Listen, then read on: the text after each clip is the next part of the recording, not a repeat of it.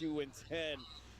The only thing is he uses Flicker as well, so they can't force an engagement after this unless KillVJ actually wants the front line, wants to force a fight here. There is no way, but it feels like they're going to try anyway. Too easy for Lexi, finds the Spear of Alpha, but the damage is just too much. They even missed the Nibiru's Passion from Cammy, and now Dianfeng Yao Guai will just tap the Crystal. Game number 1 going over to DFYG. Dianfeng Yao Guai starts off amazingly strong. Just from this one battle, Husky.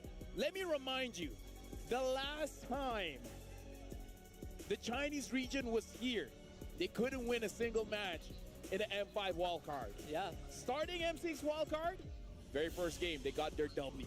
I know it's early to say this, but it's a preview of how far the region has come, right?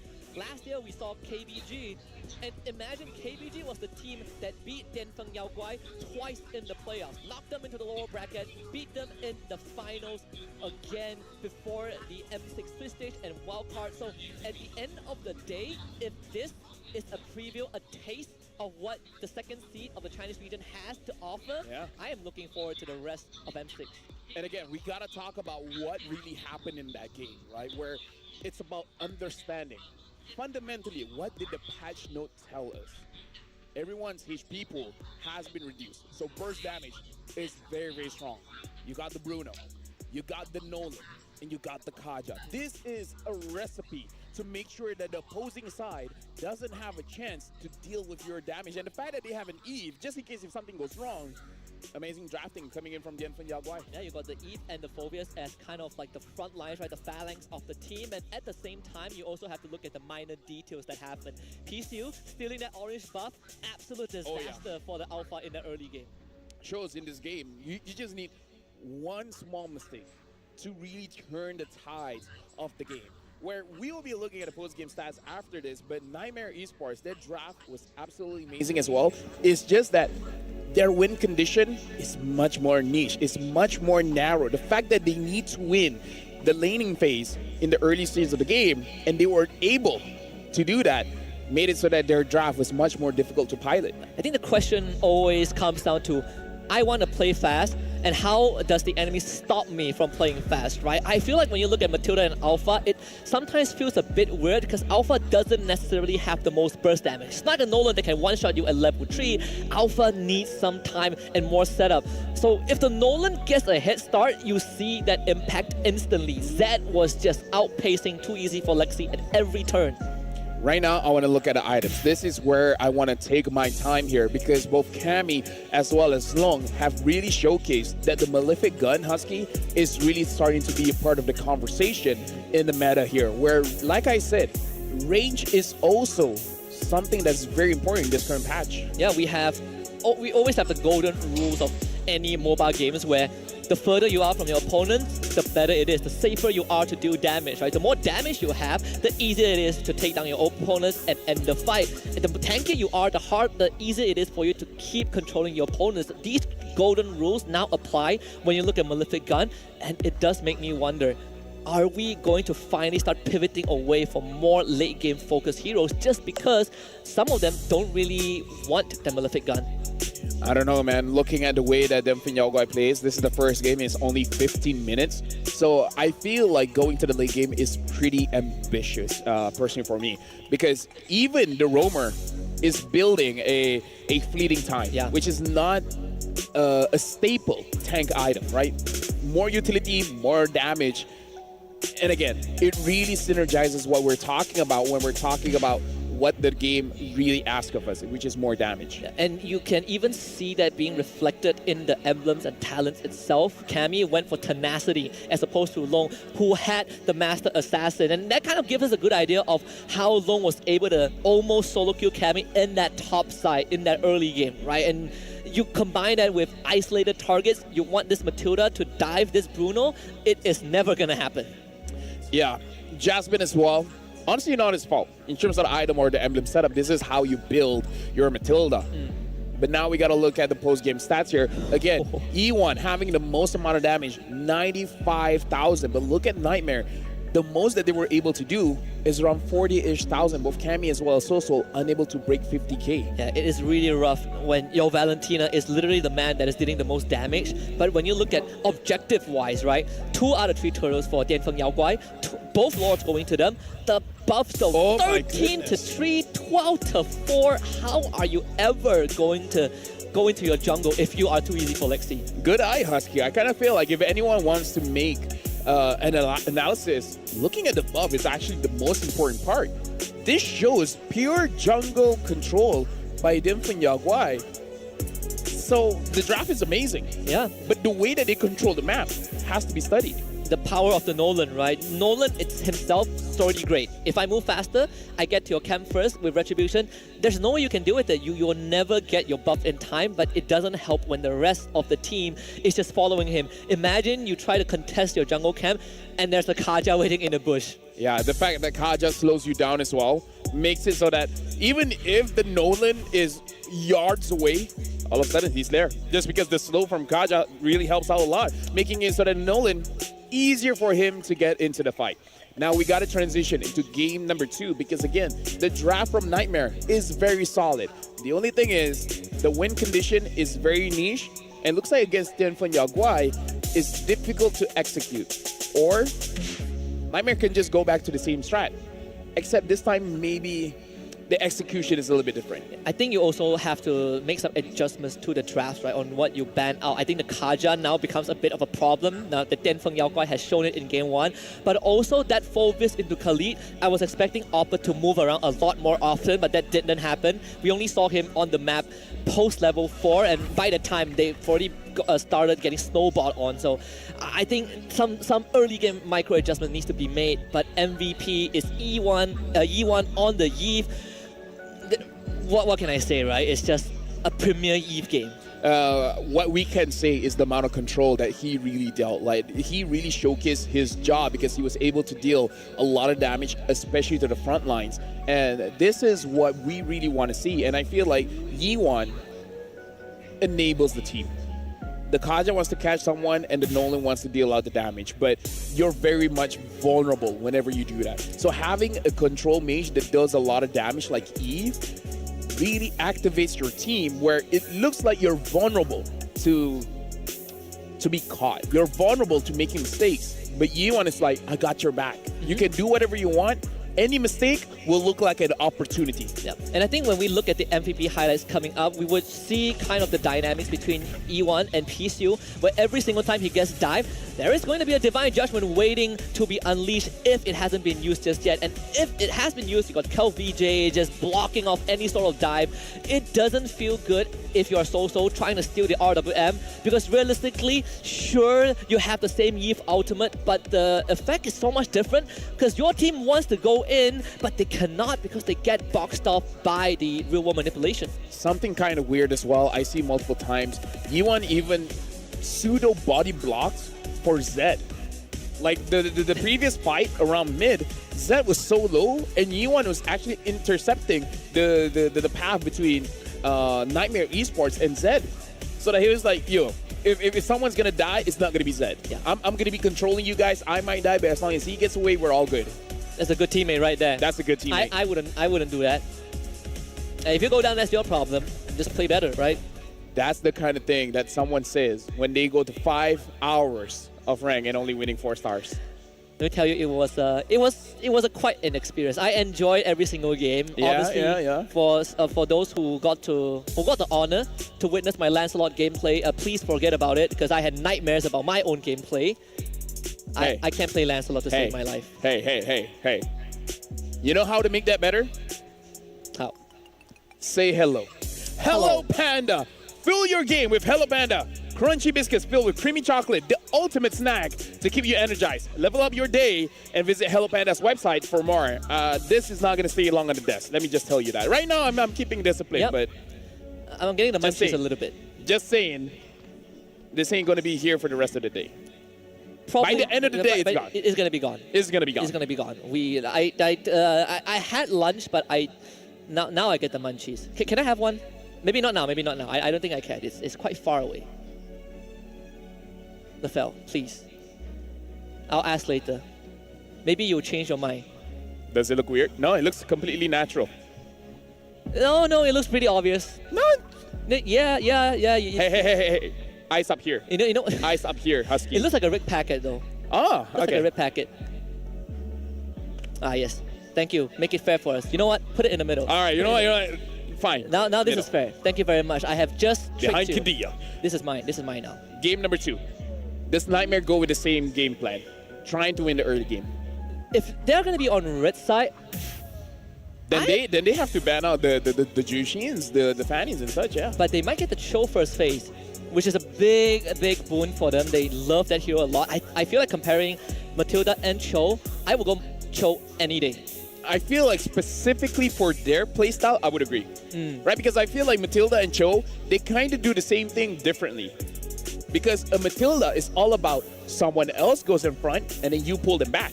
But the Cho, I start things out first and then you guys continue to deal the damage. So it's very different sequence between both Matilda as well as a Cho, where Matilda is more methodical, where a Cho is more aggressive, more instinct-based. Yeah, I think it also comes down to the setup, right? When you look at Matilda, circling Eagle, advantage, you could hit more than one target. Disadvantage, takes a lot more to set up, but with the Dragon, you get to not only isolate targets, but you get to follow them to where you send them to, right? So it gives you a bit of a safety net overall. I think in this case, if you're looking at pickups, Cho feels better. Yeah, but right now we have a WhatsApp here from Cami. We asked, what do you think is the difference between Filipino and Laotian coaches? He said Filipino coaches are more professional. Laotian coaches were not players before.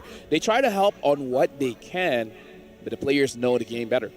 Exxon has helped us in our micro and macro gameplay and also the timing, especially in lane. I think the most important thing about this meta is I like the fact that timing is brought up, because we've seen time and time again that early game matters so much, right? Whoever gets the first move, whoever gets the first objective, you feel like it's a mountain that is so hard to climb once the enemy gets a hit. Yeah, and now we're about to begin the second drafting phase here in the wildcards. Nightmare going up against Tianfen Yaoguai, where so far, folks, if you guys just tune in, Tianfen Yaoguai has won game number 1 against Nightmare. Now Nightmare has to win this one in order for them to even out the odds, but it looks like Tianfen Yaoguai is second pick and Nightmare is still first pick.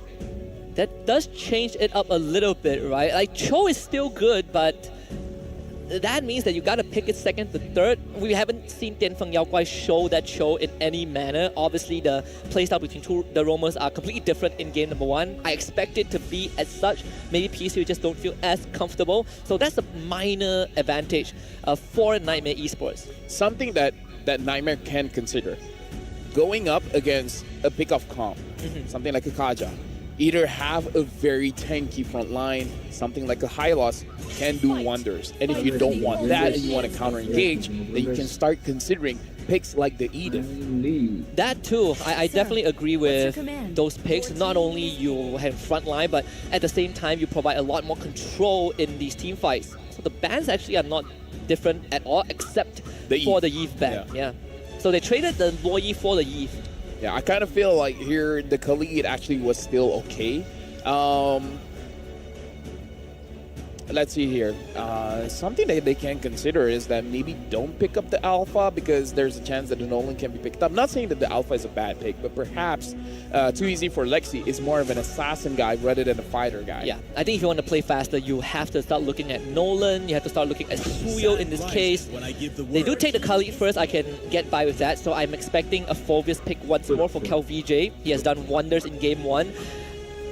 In a way, I think Khalid, because you have the advantage to move early, it has to be a lot more prevalent for Oppa in that first few minutes, which was not present in game 1. But if he adjusts that, I think it would be more manageable up against the Phoveus if it gets picked. Yeah, honestly, like you pick up a very good point. The fact that we don't see the Khalid a lot does show that KelVJ not just win his lane, but he won it so hard. Something went wrong, you know? That the Khalid can't roam. So actually, you brought up a very good point in the previous conversation where KelVJ, we don't see him a lot on camera as well, but it looks like he really controlled uppers to the point where Dian Van Yagwai has two heroes that makes it a 4v5 or 3v5. When Phovis comes back, Vexana gets picked up as well. I do like this Dari Jawa change. Timur. Now that the Yif is gone, you still have Vexana, which is sort of a control mage in her own way.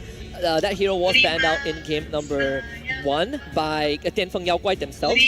So I do like this, right? Great early in the mid game. Objective contest would be such a nightmare. Imagine playing 4v5, but what if it's a 6v5 right now because of that Eternal Guard? I would say pick up the Nolan here if 2AZ Volexi is comfortable of using it going up against Dianfeng Yaoguai, because Zed has shown that he is incredible on that Nolan. And if not, maybe pick up the Suyo. Show us what you got. I think the only caveat with the Orang Nolan is gede that you're banget, playing Kak. into Vexana and Phovis, right? You have to be pixel perfect with your movements. You gotta be able to track all these abilities. You get caught by a Dark Wave, you get caught by just even the Phovis passive is lights out. So they go for the safer pick. We talk about the Cho coming for Jasmine. I do like this pick a lot more compared to the Matilda. Yeah, and later on, Dianfeng Yaoguai, after Gede showing banget more sih of a suara- draft, suara maybe lagunya, pick up something anjir. with a little bit more range What for the the mid hell, lane. man? Because as strong as a Valentina is picking up that Eternal Guard, maybe something that can able to deal with Lung might be much better. And now Suyo is getting picked up, so they're looking at this Cho and they're looking at this Alpha as like, Nolan's not bad, Yeah, but Suyo's probably better. iframes, right? Iframes, yeah. Iframes make all the difference, and technically you are slightly more beefy in the immortal Yes, form. yes, yes. You've got crowd control immunity with your your Blade Surge and your Quell the Evil in the immortal form, of course.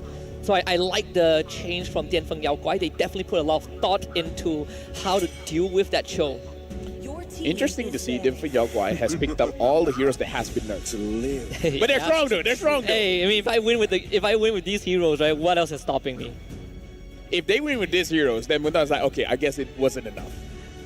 I mean, they did come up with a patch based off of like our public games, right? So Yeah, I think, yeah. you know, that's the difference, right? You buff Fanny because she doesn't have a high enough win rate in pub games.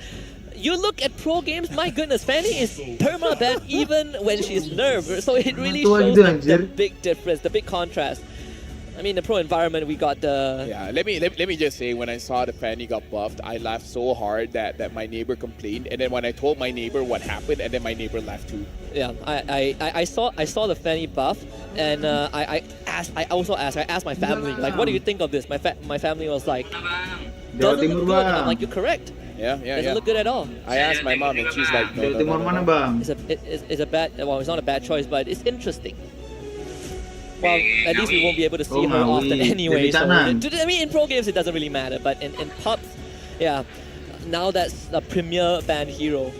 I do like this Paramis band though. It's very different from what Dianfeng Yaoguai have considered, and even banned Valentina. Lagi Okay, live. so both these mages are Gigit banget.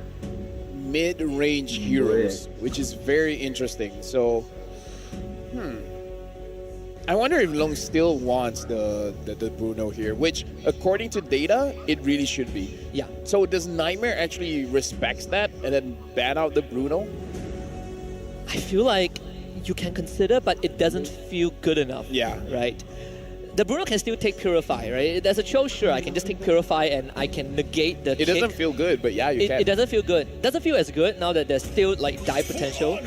But it is a possibility. So they banned the Tigreal, which is a problem when you're running a Cho. You don't want to get sucked in by Implosion. Bruno, I feel like they could even leave Bruno for last. Oh, well, Yeah. at least the Marksman for last, because you're on red side. Yeah, for sure.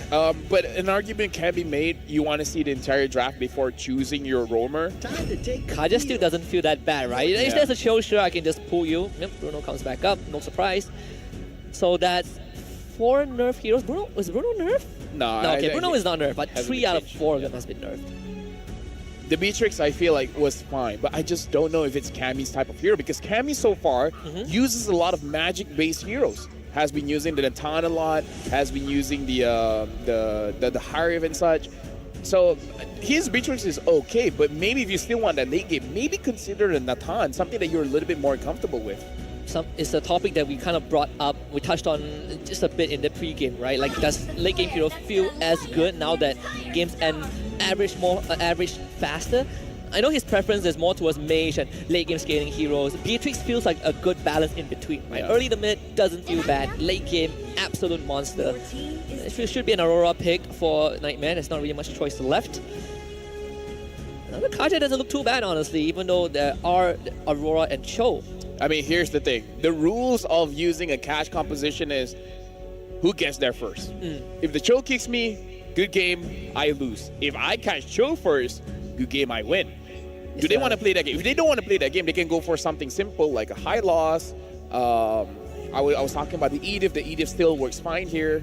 There's a lot of options for sure. Actually, I'm digging the high loss, right? You have a guaranteed stun with the Law and Order. It's great against the three front lines of Nightmare Esports. It enables the Phovis so much more as well.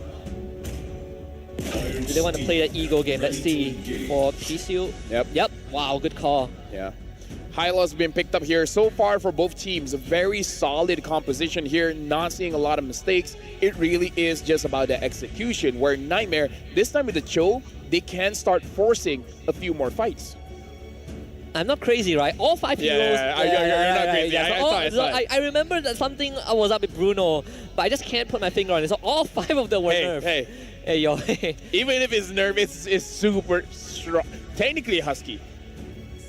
We can say everyone got nerfed because of the HP decrease. Yeah, except for Marksman though. Marksman has always been that solid. Oh yeah. I mean, nerf is just a perspective. I mean, for Hylos, it was banned in game 1. It's all about mindset, Husky. Yep. Yeah, it is. You could say like, the weaker you make my hero, the stronger I become. And now, speaking of becoming stronger, game number 2 between Nightmare against Denfen Yaguai right now. Match point for DFYG. Can Nightmare equalize? Can they win this one? And then push us to game number 3. Welcome to the Land of Dawn. I feel like we are already at the cusp of a fraction of history being made for the Chinese region because Denfen Yaoguai might just get the first series win for the region overall on the international stage. We've seen game wins from KBG, but never a series in a 2-0 fashion against a team like Nightmare that's so decorated. That already feels like a big improvement from last time. Yeah, now we can see KLVJ. This time we're actually looking at the laning phase, and he definitely has a better trade going up against the Khalid. The only thing is that the Khalid can heal up, so it's not that punishing. Also looking at how much impact Jasmine has, right? Like, you're getting control so much, and it's so hard to walk up. If PCU had that Law and Order at level 2, that would potentially be a dead show.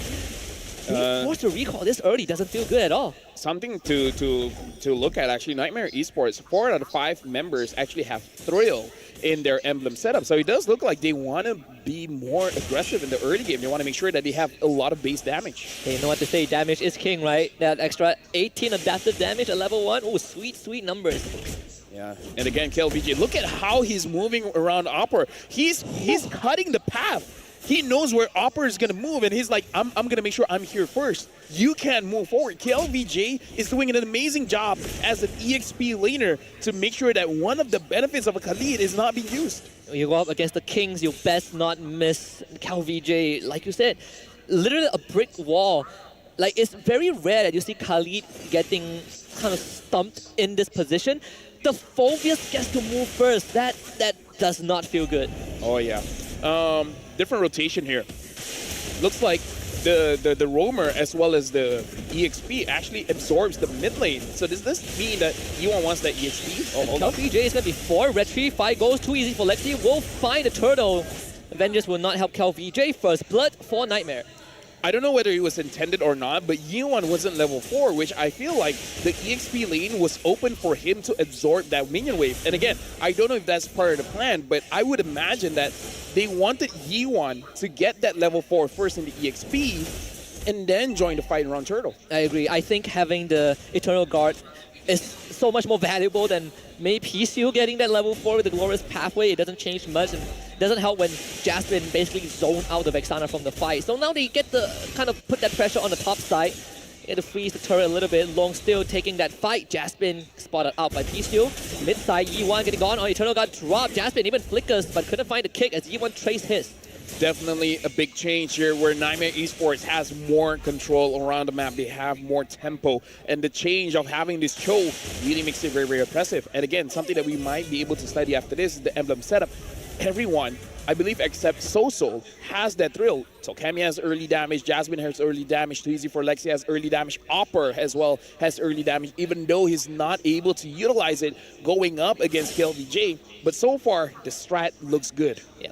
And thankfully with Jasmine and Soso, they get to kind of negate the disadvantage that that Oppa has to kind of suffer in that early game, right? They're continuing to put pressure onto Long. It's not like PC is on a Kaja, right? So now diving feels a bit better. And here comes 4-man dive, Raging Sandstorm flicker into a kick. Purify gets used by Long, but the damage is just too much. Jasmine finds the takedown. Yeah, not much that PCU can really do. Nightmare already starting off very, very good. The fact that Cammy is able to clear the wave that fast, now Cammy can join the turtle fight. So Tianfen Yaguai, no matter what, is going to be a 5-man fight from Nightmare. Nightmare should be the ones to really control this this neutral objective. And now even Too Easy for Lexi has the War Axe. And you see the difference between the Suyo and the Nolan, right? The burst from Suyo just not as much early on. They find the Terrify, KLVJ to the back, Retribution War. Again, not even close. Too Easy for Lexi finds the objective. Zed gets out, but Selkate goes down again.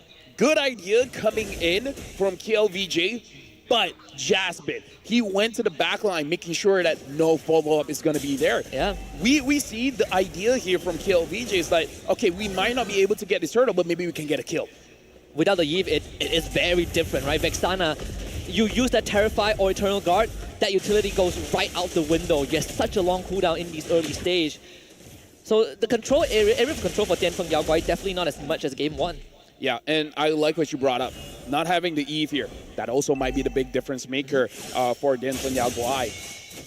Vexana is good, but it's definitely not a replacement for an Eve. Yeah, it's kind of like a budget Eve. I would even say Aurora kind of feels slightly better in certain regards, right? If you have a Cho that's running at you, I definitely feel like Aurora makes a bit more difference. They drop the Eternal Guard onto Jasmine, who is just soaking it up. KLVJ blocking out Yi1. He doesn't have... Oh, he has to use Flicker, actually, to get out of that. That would have been pretty deadly. Commit the full combo onto KLVJ. Not getting much. Jasmine goes in, looks for the knockup. Jikundo gets it. KLVJ re-engages. PCO Law and Order. The verdict being Jasmine's demise. KLVJ pulls Vengeance, but the damage from Cammy gives him a double kill. Yeah, and this is where we see the priority lies with Cammy. Cammy was all alone in the bottom lane Husky. He could have stayed there. He could have for sure grabbed that objective. But this is the teamwork of Nightmare Esports. He rotated mid, get those kills, and able to get the mid lane. And now he might even get this bottom lane as well. It feels so much better. It feels so good when your Roma is able to set up and tank damage, not like a Matilda that just gets blown up in an instant. Too Easy for Lexi is 1 level ahead. Oppa now gets the pressure along. Obviously not much, right? This Bruno still hurts like a truck. He has to be very careful with how he moves. And with this Bruno out of commission for now, Nightmare Esports gets to move around a lot more. By the way, can I just shout out the... Right now we have the trophy in the Land of Dawn. Oh, yeah. Right? When Bruno was fighting against Opera, I saw that at the side. Oh, hold on. PCU taking a lot of damage. It's a good Law and Order to stop the kick. Jasmine out of position. This KLVJ takes him out. Oppa from the corner. Yeah, Long is almost walked out to it. Oppa will just go on to him. Long will fight back, uses the Wordy, but keeps his Purify. So it's not that bad for Tianfeng Yaoguai. Looks like the idea for both EXP laners, KLVJ as well as Opera, is just like man-to-man defense. Don't let whoever you're assigned to move around the map. KLVJ stop Opera, and this time Opera is going to stop Long. He's going to make sure that Opera will die, but Long is nowhere near the fight. I would argue stopping the show is so much important. Too Easy for Lexi gets the 3rd turtle again. And KLVJ, he's so deep in the Revitalize, not in range to save him. So Cammy on the killing spree. All the while, Opera was on to Yi1. Yi1 was not a part of that fight just because Opera was able to find him in the back line and then push him away. And Yi1, his playstyle is very, very safe. He's going to make sure that he doesn't die. And Opera exploited that. I think that the downside right now, or at least how Tianfeng Yaoguai has been playing, there's no one to peel for Yi1. It's not like game 1 where you have a Kaja, we have a Phoveus that can focus on the back. They get a 3-man knockout with Eternal Guard. That is huge. But where's the damage? Jasmine finds the kick into the wall though, so got a Flicker to get away. A disengage coming out from Nightmare on the top side. But going back to what I was saying, your Roma, the High Lost, he's so focused on trying to dive with Cal VJ that E1 has to fend for himself, and it's never gonna feel good. Right now, Zed going up against Opper. Opper taking quite a bit of damage, but again, Opper is building defense, so this should not be a problem for him. Looking at the itemization here, Opper, even though only has the Thunder Belt, by this time he should be able to have maybe 7 or 8 stacks. So he has quite a bit of defense here.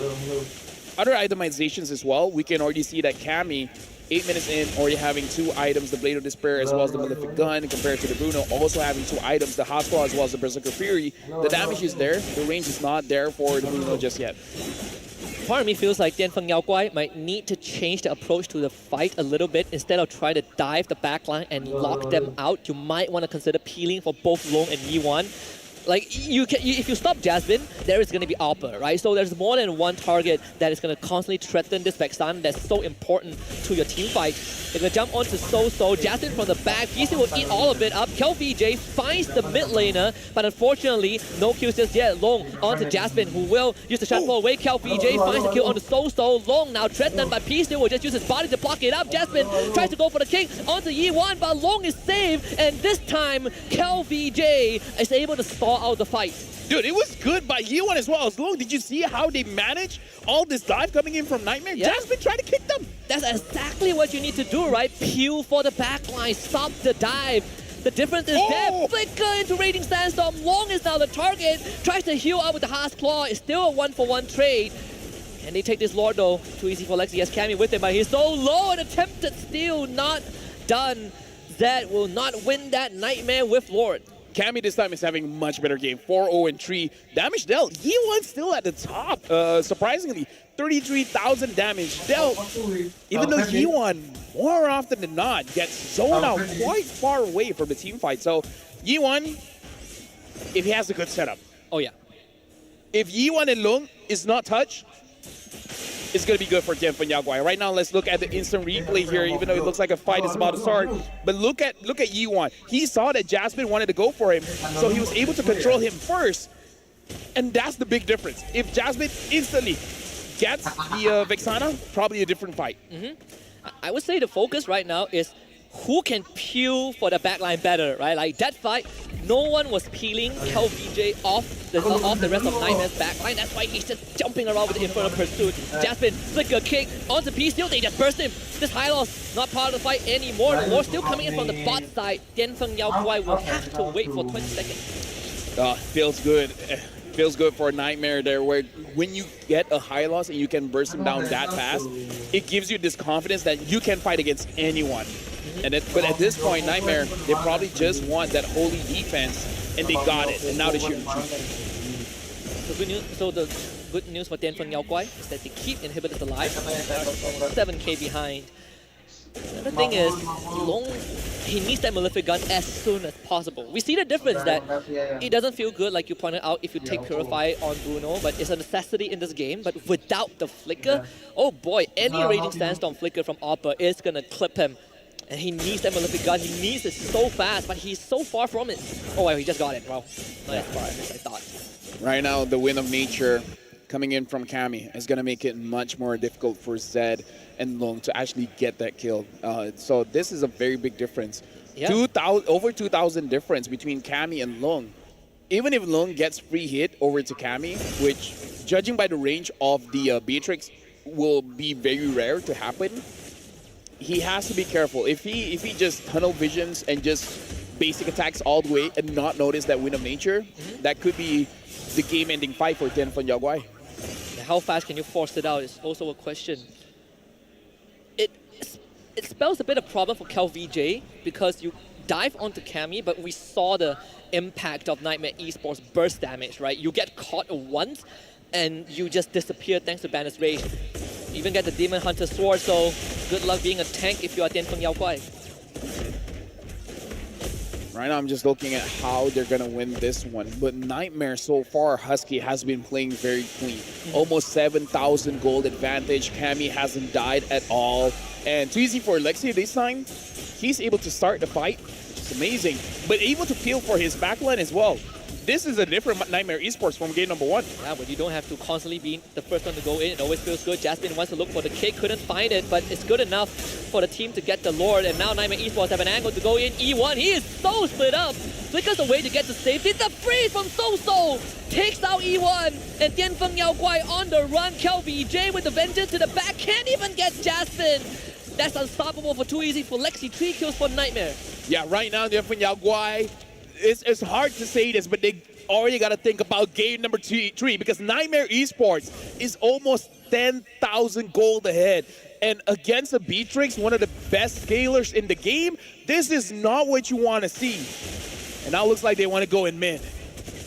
Maybe one last chance for Tianfeng Yao Guai, but can they hold on for 5 seconds? So P-Steel will use the Glorious Power to slow down the minion wave and keep himself alive. But Cammy almost finding it. Jasmine just flickers for it. Get rid of the front line, finds the kick on the E1. Jasmine sets it up. And Long will have to back off. 2 inhibitors down, but bottom one will fall thanks to the Lord.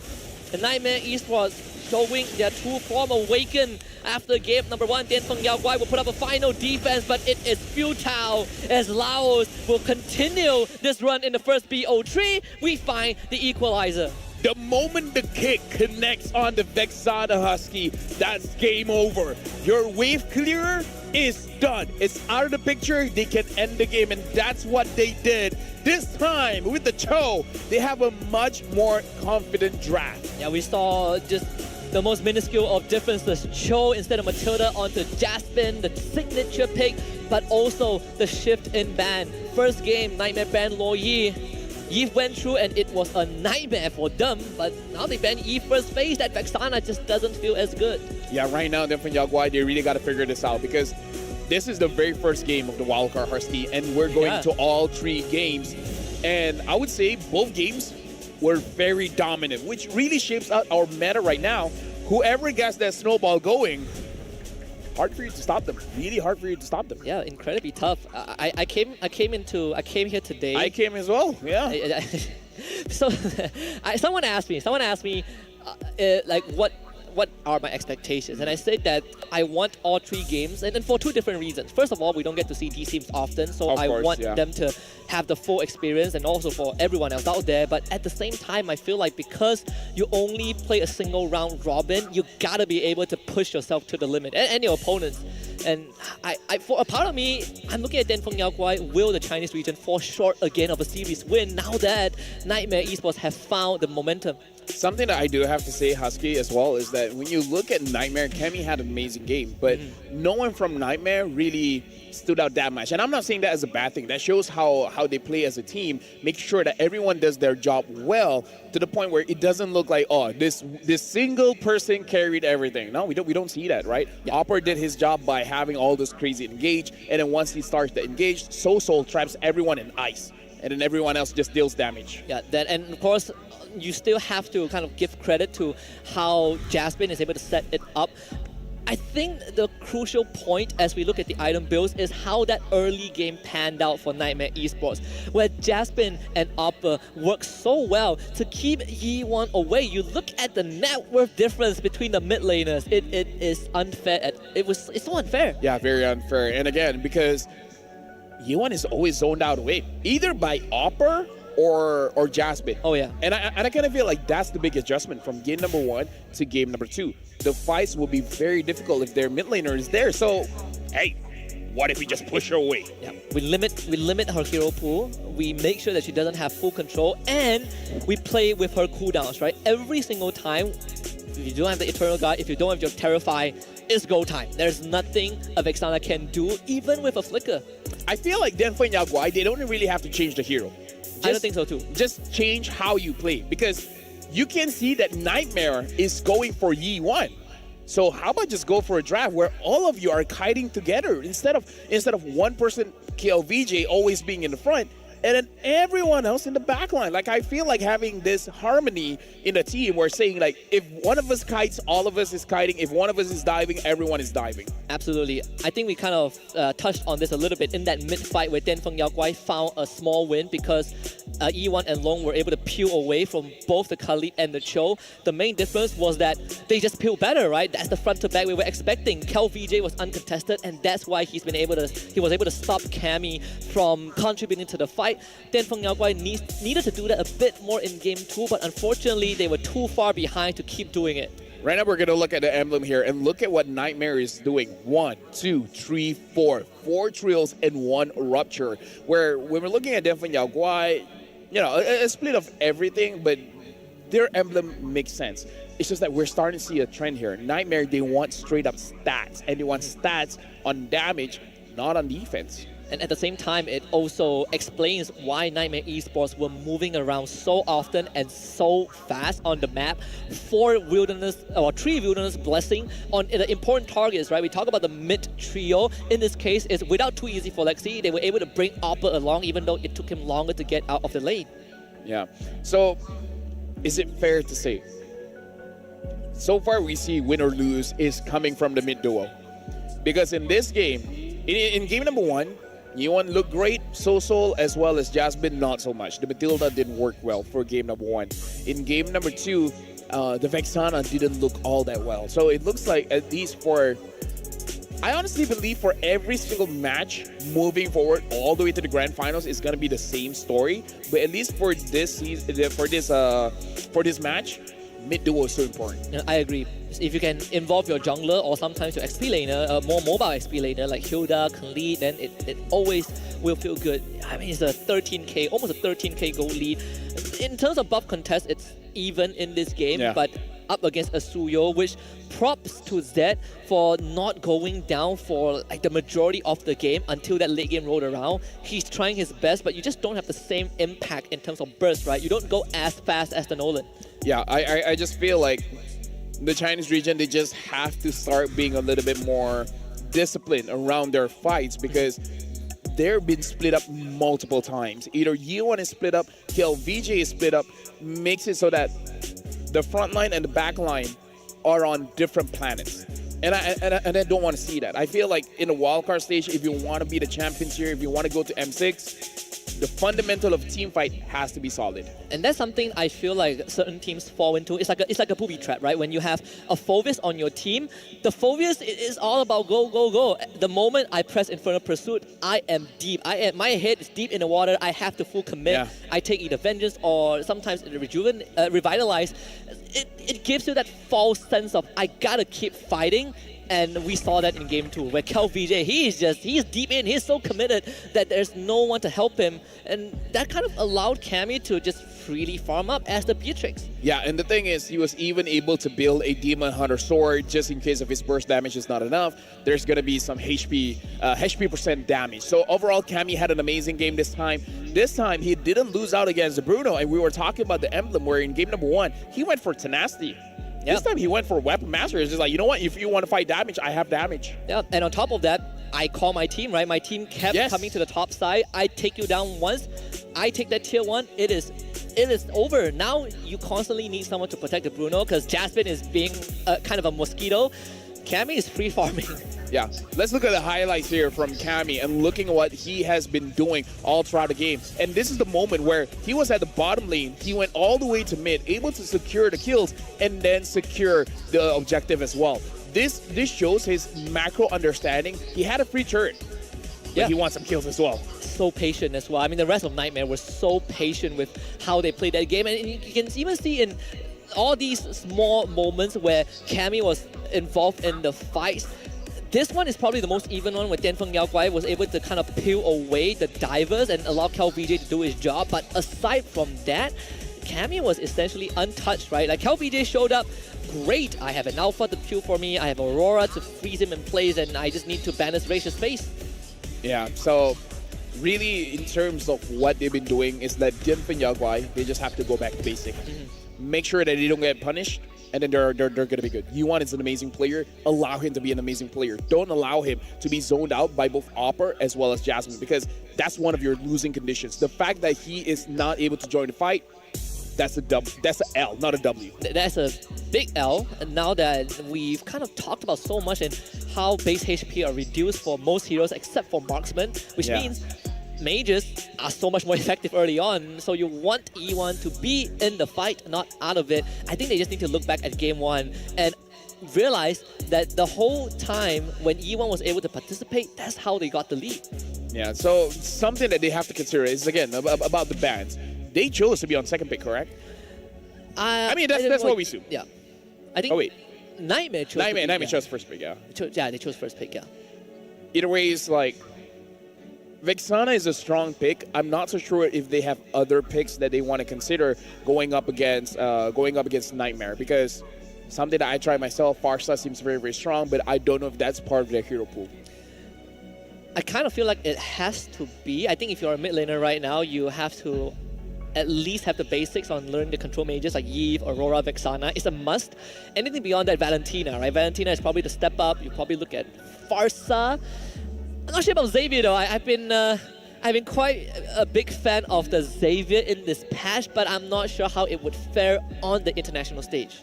I would say it's going to have the same problems where he basically gets zoned away. But to be fair, I kind of feel like that's the same issue if you use any kind of mid laner. It's really on your roamer, where I feel like, honestly, the Hylos can peel for you. It doesn't peel in the same way as all of these crazy crowd control heroes, but it's all just about slowing them down, you know, the on-hit stun. So I kind of feel like PCU, he wanted to go in front where he really should be kiting back with his team. Yeah, I think on top of that is also, we kind of saw a glimpse of these two teams. A part of me feels that their focus is a lot on not just getting the jungler ahead, but the gold laner, right? Like in game 1, Dianfeng Yaoguai has been focusing a lot on getting Long ahead, or Long on the Bruno, get him into fights as early as possible. Game 2, that was Nightmare Esports allowing Cammy's Beatrix to literally get an insurmountable lead. So coming into game 3, if that is still going to be the case, maybe Dianfeng Yaoguai has to reconsider how they played it early to mid, bring that snowball and spill it to the gold lane. And now let's look at KLVJ here, his previous achievements. When he was with Sunsparks, fifth place in M1, 5th to 6th place in M1, and then became MPL Philippines Season 4 and Season 5 champion. When he was with Execration, won MSC in 2021, and with Dianfeng Yaoguai being the first in the Chinese qualifier. Yeah, I mean, at the same time, right, 6-year veteran has found success through multiple regions, and you know, playing in the Chinese region is slightly different, right? Because it's a fresher region overall, but when you have someone that kind of knows the game from its early days until now, it does help the dynamic. And even better yet, you have a coaching staff that can kind of pass on the message, right? You kind of break that language barrier, which is a big plus for Dianfeng Yaoguai. Now is to convert that, because we've seen KelVJ, he has won his lane in a matchup that you expect the enemy XP laner to move early. He's been able to lock him in place. Now the question is, will Dianfeng Yaoguai try to leverage that to spill that lead into KelVJ, or they could do the alternative and take KelVJ's oppression and spill it elsewhere? So right now we gotta go into the draft here, and I really feel like I want to focus on Roam as well as mid, because this really so far has been the showcase here. Nightmare has the momentum. Oh yeah. Dianfeng Yaoguai, they need the expertise of both Lunges as well as Sasa to calm them down, remember your fundamentals, and keep your head in the game. They cannot take that loss and, you know, like get distracted. But now Dianfeng Yaoguai, they're the ones in the first pick, and they're betting out their own heroes. Well, except for the Alpha. Huh, this is interesting. Though this could be a way to set themselves up for success as well, because to limit the pool that Nightmare can go for. Right now you could take Khalid, you could take Gato Kacha if you want to. And you could take the Hilda as well, which was a pick that we've been waiting to see. Banned in game 1, let through in game 2, but no one picked it up. So now you want to oppress the enemy jungler, you have a perfect pick for that. And now we have a fun fact. Dianfeng Yaoguai's Vexana pick last game is the hero's first appearance in history of the M series. And Nightmare's Aurora pick last game is the hero's first appearance in the history of the M series as well. This has shown how different this season of the M series compared to the previous one. But again, jumping back in here, it is the Hilda, which has been buffed. And again, pick or ban, man, pick or ban. This Hilda is... Everyone's HP got nerfed, sure, but Hilda feels tanky as hell.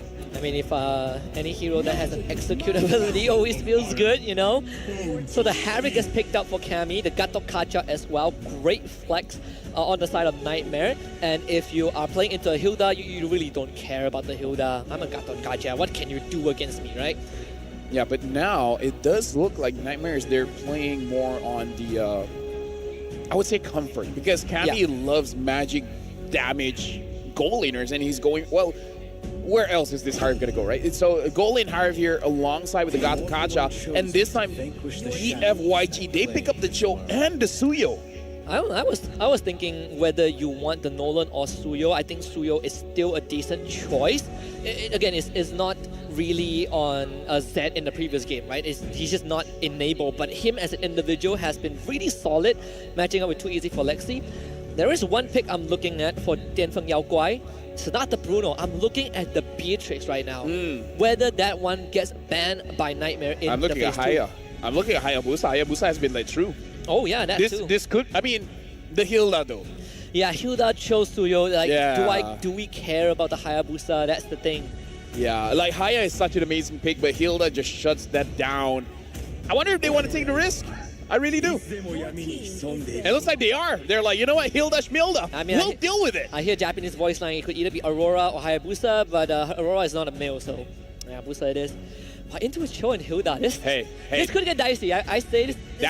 That's the mindset, Husky. That's the confidence. It is. The other members of the team is like, are you sure he's going up against Hilda? And then he's just like, so what? Hilda and Cho. So what? Oh boy. Well, I mean, there's only one point to find out. They banned Aloy again.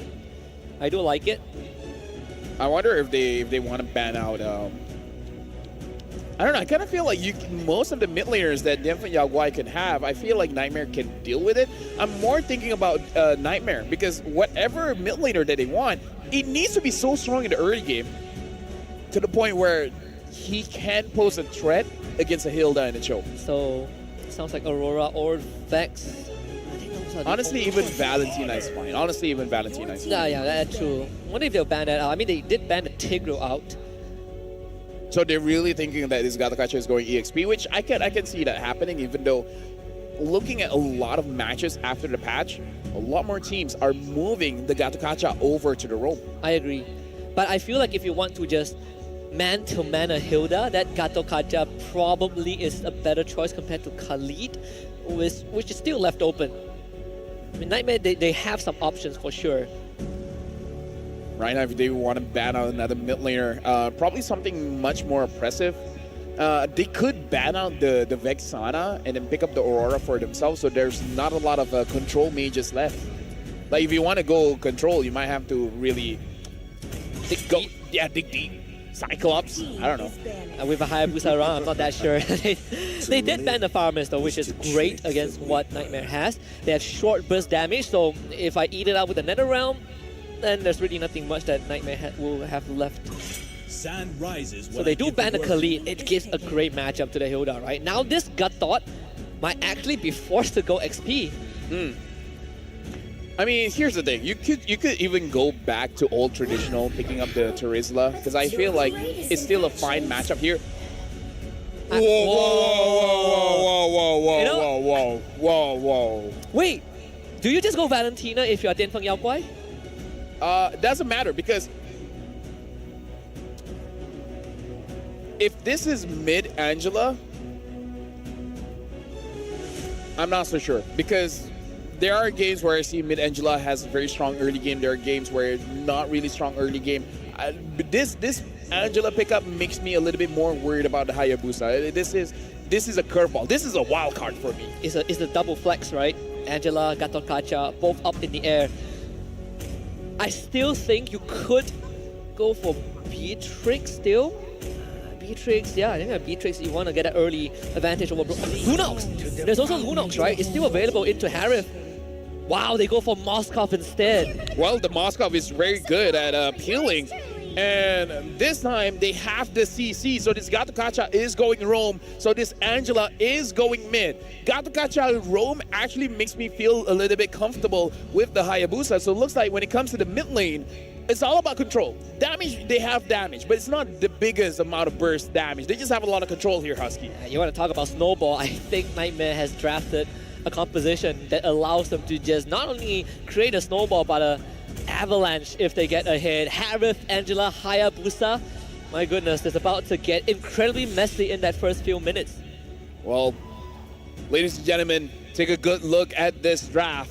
So far, Denfeng Yaguai has a very solid draft. Nightmare Esports, very strong, but it really does rely on their mid trio. As we're jumping in to the final game of match number 1, Denfeng Yaguai going up against Nightmare. Whoever wins this one has a big advantage in their group as we're jumping into the Land of Dawn. And this is the first time, probably the last time in the series where we see both teams switch sides. Denfeng Yaguai finds themselves on blue and Nightmare on that red side. Of course, again, parallel jungling, you know, Suyo on purple, Hayabusa on orange. I want to look at this early mid control though. Cho and Aurora wave clear is just insane. Yep. Looks like Nightmare, they're going to stick close to their own jungle just to make sure if any funny business is going on. However, it does look like Opper is able to have eyes onto KLVJ. In terms of the trait, it looks pretty good for now. Opera should have an okay time going up against this Hilda, but now the Hilda is starting to rotate. And that's a very early commitment. Now we flicker out for E1. Here comes the stun. Purify out for Soso. He's gonna chop him in half. KLVJ with the cleave. First blood for Denfeng Yaguai.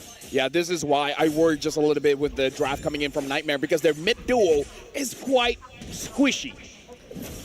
The Gatot is good. Yeah. It's just the Angela. The Angela for me is a curveball. Talk about moving first, right? Without Khalid, Hilda is always going to move first. Taunt onto Zed. He is level 4. Quell the Evo, revitalize. KLVJ escorts the self-K out. Yeah, right now looking at the goal lane as well, it does look like Cammy is having a better time going up against Long. However, with that being said, Long hasn't really traded a lot of HP, so it could just be manipulation of the wave that Cammy has advantage over Long, and Long doesn't care about being a little bit closer towards his herd. Yep, looks like Cammy's trying to freeze in the mid, but Long is not letting that happen. Yeah. And to be very fair, even though if you have a big wave crashing, it's a Moskov, right? Like Yeah. his wave clear is pretty dang good, even in the early game. Yeah, and so right now, Opper is level 4. Wait, he hit KLVJ, 4? I think he took mid mid-wave, right? I Yeah. think he took mid-wave, yeah. I think so too.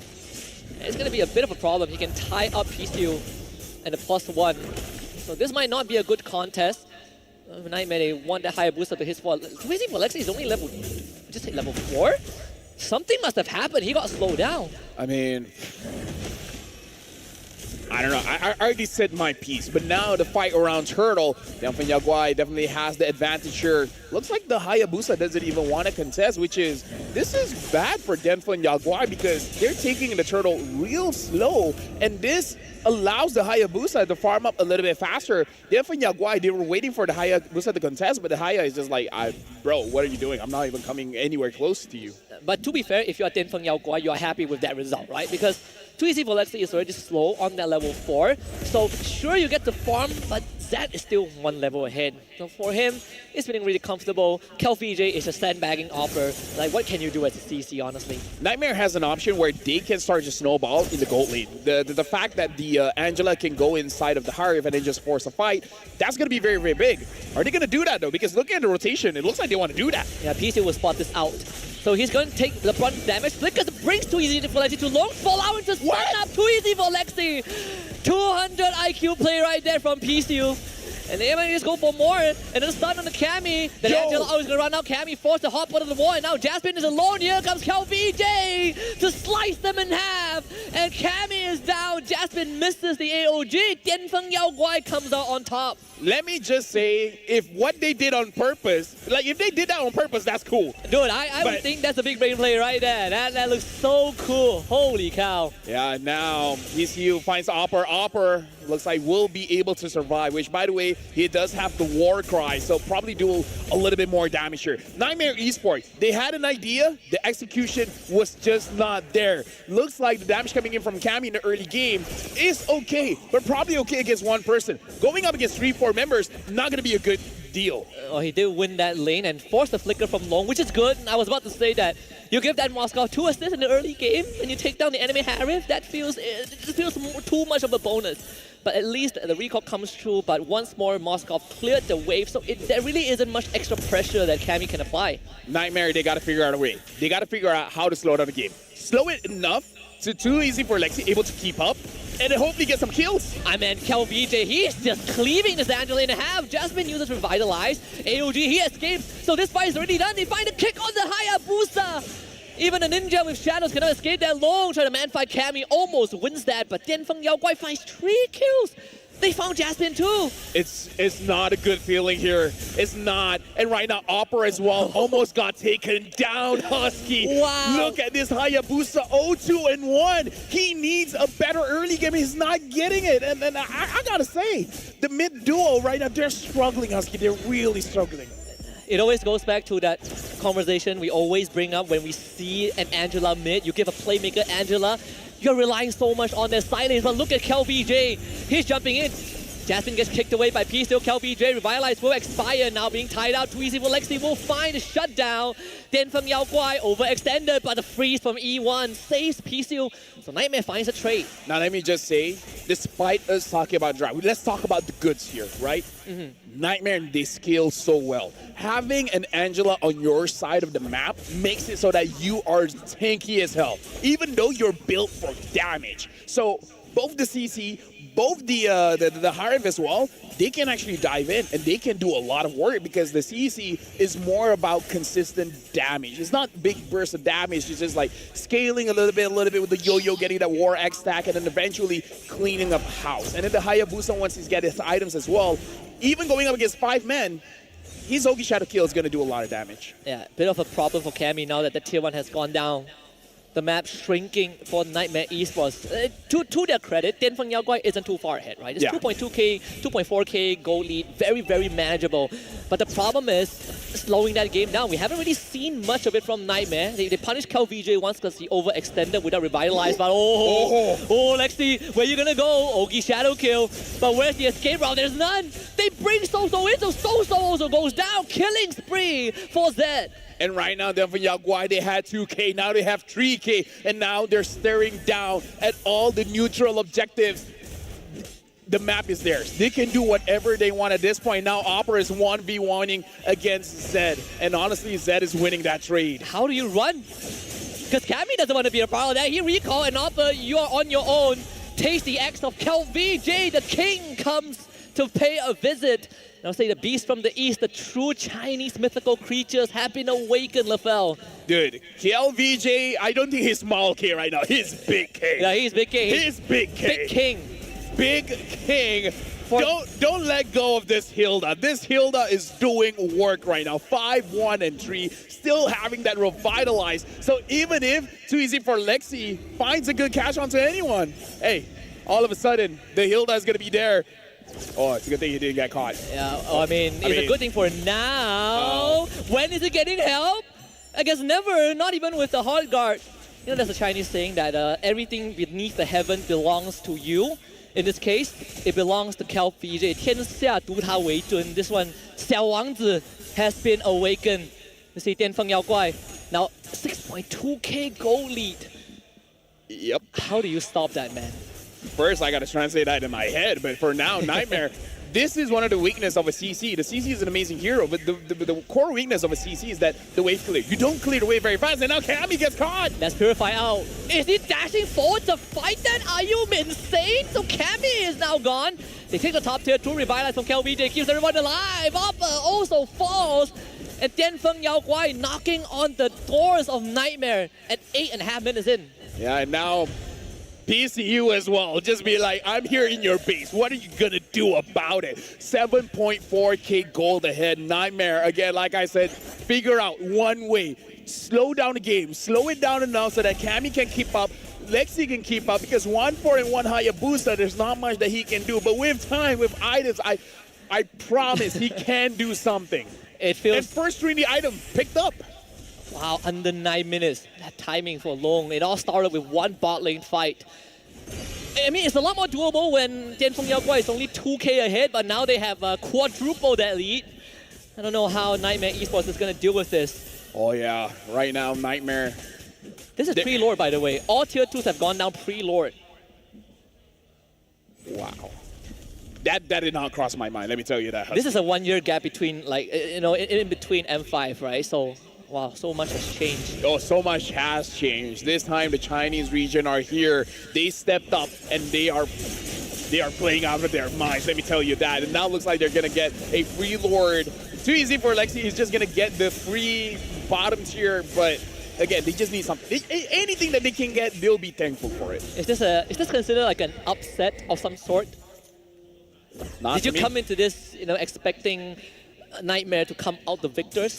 The things that I've heard from Genfeng Yaguai gave me hope to the point where I did not come in here with any expectations of saying either A or B is going to win this matchup, because I heard good things and I like that my sources has not lied to me, Husky. Like, what they've told me looks legit. Yeah, I'll tell you, I agree with that. And at the same time, it's good to have the opening series of the wildcards to be somewhat of a spectacle, right? It could be unexpected to a lot of people who might not have followed Genfeng Yaguai's journey from XYG until now. But here let's see the first Lord. PCO definitely fishing for something, but has to find that timing. If they can break even one inhibitor with this first Lord, is already a big advantage, and they're on route to do that. Too easy for Lexi, just got BOD, but there's no way in. Look at the second one. Oh my god, Jasmine, he is so low. Long is doing what? PCO finds the kick onto Lexi of all people. I think Genfeng Yaguai might have just done it. Jasmine goes in for the AOG, but the revitalized Cal VJ doesn't even go down. You will not take Xiao K down. Genfeng Yaguai rises to the occasion. Game 1 of this first wildcard best of 3 goes over to the Chinese region. With 11,000 gold lead here, Husky. Imagine that. Game number 2. Wow. They did it. They are here to show up. They are saying that they are one of the teams that can secure the final M6 ticket. There's a chance, there's a glimmer of hope. We did say that coming into this international event, this M series, we've seen the Chinese region win games but not series. Wow, Genfeng Yaguai just changed that patient history, taking a series off of the opponents in an international game. What a showing. Definitely not the last time that we're going to see Nightmare Esports. They have a lot more opportunities here, Husky, to actually win out in their group. But they got to look back into their games. They got to figure it out because, again, behind the scenes, we talked about it with players. The draft is so important. And this is what makes Wildcard amazing, man. People will come up with unconventional drafts, and it's all about can they execute it or not. The Hilda, man. The Hilda, that Hilda was S tier. How they do it there, right? And the brilliance in the drafting phase, they not only pick Hilda, we talk about them banning their own heroes, right? They banned Phoveus. They banned the Eve. They banned Eve. They And banned the Alpha. Khalid also, right? They realized that, okay, Khalid can move fast, but what if we ban it? Who can match the Hilda? No one. The Hilda is solo killing the Angela in that mid game. Dude, let me tell you, if they had the Alpha, they had a chance because Alpha does true damage. That too. Hilda was used against heroes like the Hayabusa to make sure that he doesn't get his farm. And let me ask you, did he get his farm? No, I mean, There you he go. picked the Hayabusa into a Hilda, right? That's also something that I think Nightmare Esports will look back at and kind of think to themselves, okay, we definitely had an idea, but the circumstances were just too hard. No, like we really got to look at the scale of how this ended up because think about this. Genfeng Yaguai going up against Nightmare Esports. At the end of the game, they had over 11,000 gold difference. That's a big difference. That's a big gap. That shows their draft executed amazingly in the early and mid game to the point where there's really nothing that Nightmare can do with the draft that they have. They don't even have a lot of wave clear to handle the push. Yeah, this is like the fastest game so far in the wildcards because it's just the first series. It's just the first series. Just the first series, right? But it is a pretty fast game. It's like a pretty decent record that could hold on for quite a while. All altitude turrets down before the first Lord, and it ended with the first Lord. Yeah, so right now let's look at the itemization for both teams here. And okay, I feel like for a lot of people that play the game religiously, they can start to see why it's difficult for the draft coming in from Nightmare with having the Angela as the mid laner.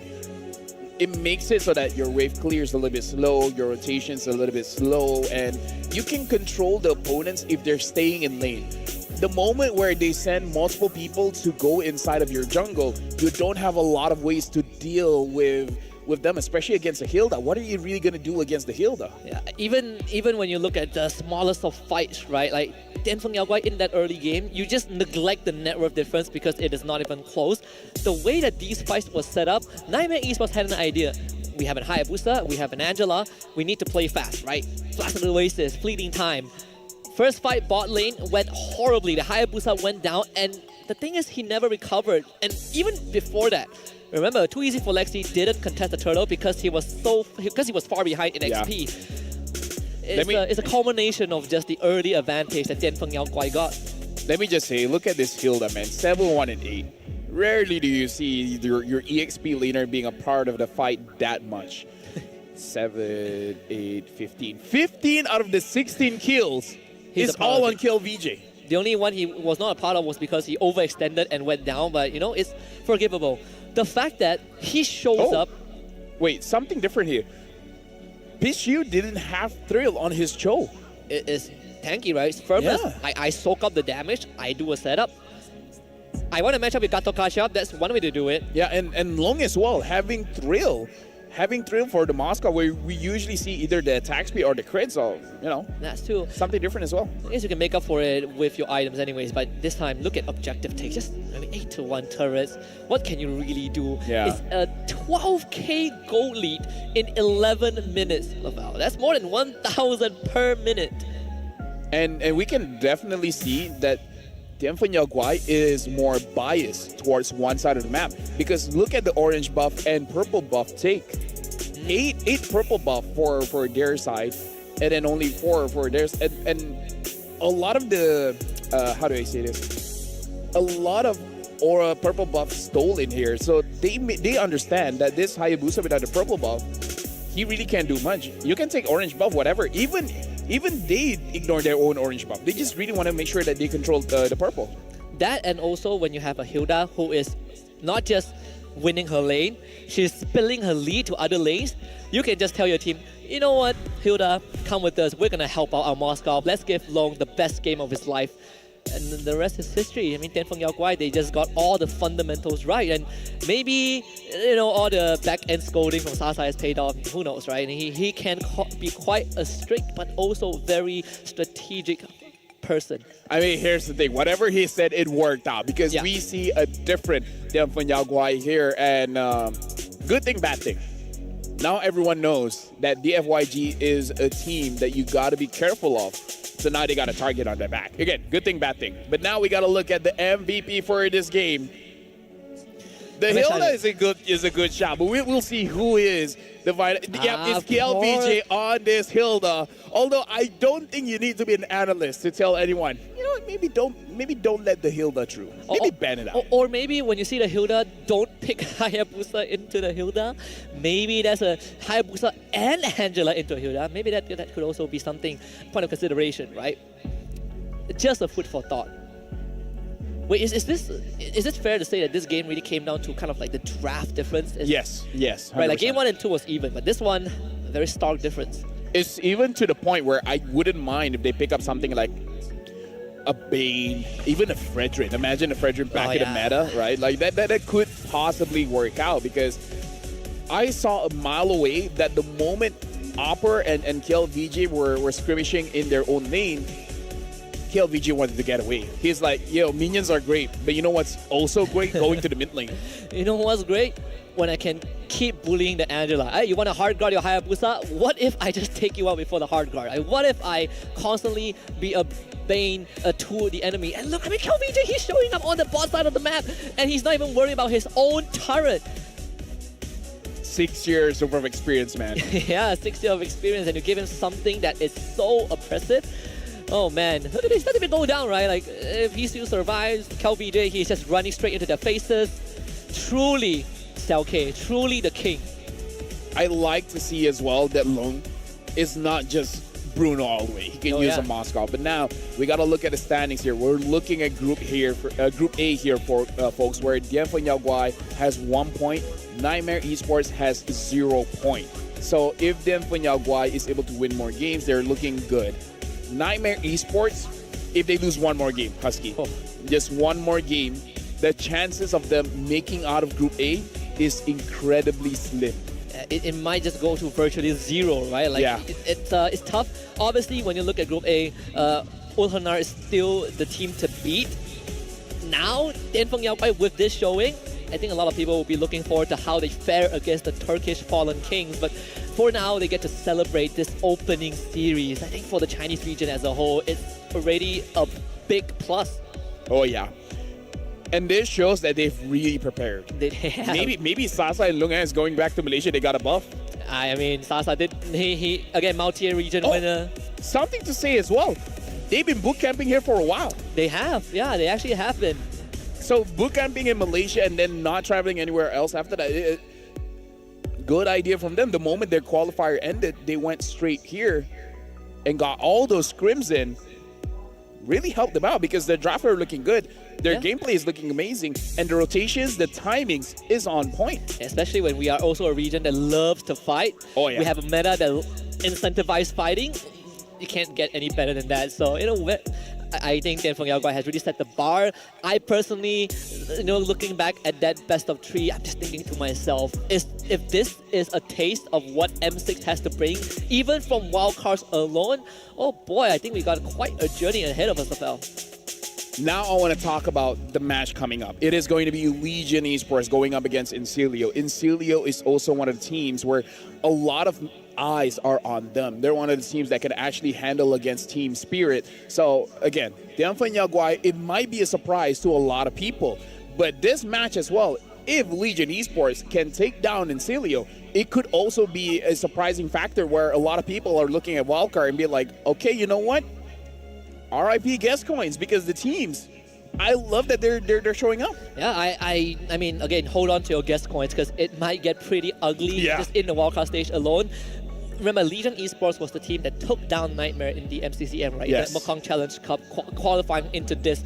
So imagine if they take out Incilio, second seed from EECA. How crazy would that be? Again, I look at a lot of predictions online, and a lot of people are talking a lot about Incilio, because Incilio is all about that control playstyle, especially when you compare it to Team Spirit, where they're a little bit more like the Asian teams where they really like to fight. So I really want to see how Legion Esports, being a very aggressive team themselves, will Incilio be having a better time or a rougher time against them? You guys can see here coming up next, it is going to be Legion Esports coming in from Vietnam going up against Incilio from EECA. I think it's a good storyline for both, right? A full Vietnamese team taking out Incilio, or maybe Incilio's controls playstyle still has a place in its current meta. You compare to the Team Spirit who likes to go fast, Kid Bomba likes to start fights. Incilio, they want to take their time. They want to have the perfect, 100% win chance. And now you're seeing them up against Legion Esports, who also loves to play fast. It's the unstoppable force against the immovable object. Yeah, we've seen so far in terms of how the meta has been shaping up, it is going as expected. Hilda is amazingly strong. A lot of the heroes, even though they got nerfed,